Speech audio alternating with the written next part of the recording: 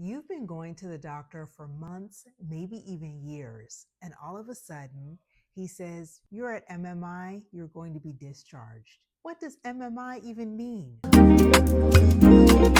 Hi everyone, it's Dr. Cadet, the Work Comp Doc, and today we're going to be talking about maximum medical improvement, or MMI. Maximum medical improvement is workers' comp's way of saying, hey, we've been treating you for a while.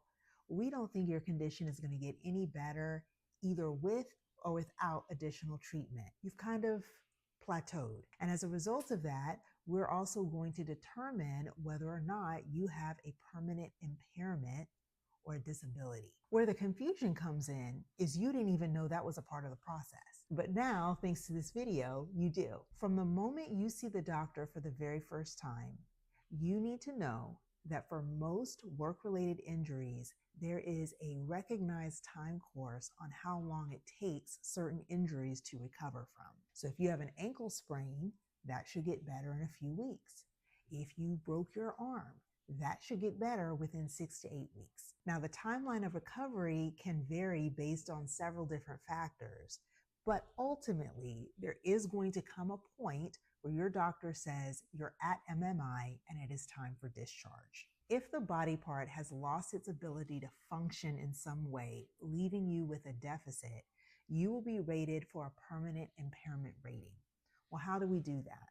Well, there's a book called the AMA Guides to the Evaluation of Permanent Impairment. Different states use different versions. So in California, we use version 5. Other states have moved on to version 6. So within that book, there's very specific criteria that have to be met. We take measurements, we look at different imaging studies, we look at your diagnosis, and we calculate your impairment rating. So in some instances, you may have an impairment rating, but you're still able to work, although with restrictions. Now, if your employer is able to accommodate your restrictions, great. You just keep working on your light or modified duty. If the employer is not able to accommodate these permanent restrictions, then you more than likely will need to look for a different type of job. Now, obviously, planning to find a different type of job affects people in different ways. If you're very attached to your job and you love your job, it can be devastating to be told, hey, we cannot accommodate you, you'll have to do something else.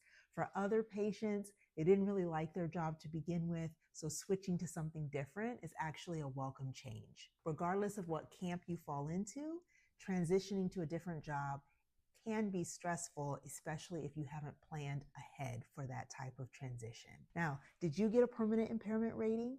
If so, were you able to return to work with restrictions, without restrictions? Let us know in the comments below. And if there's a friend of yours that you know that has recently been told they're getting ready to be discharged because they're at MMI, pass this video on to them. As always, I welcome your questions, so please email me to have your question featured in my next video.